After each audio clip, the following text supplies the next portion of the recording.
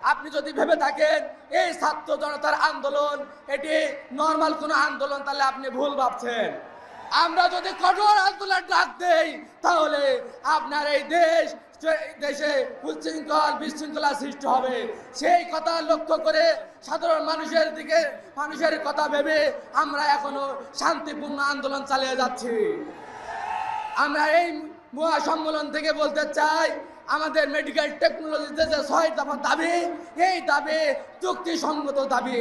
আপনারা আসুন, আমাদের সাথে বসুন, আমাদের দাবি নিয়ে আমাদের সাথে আলোচনা করুন। যদি দাবি অযুক্তি হয় তাহলে আমরা মাঠ ছেড়ে দেব, আমরা আমাদের প্রতিষ্ঠানে ফিরে যাব।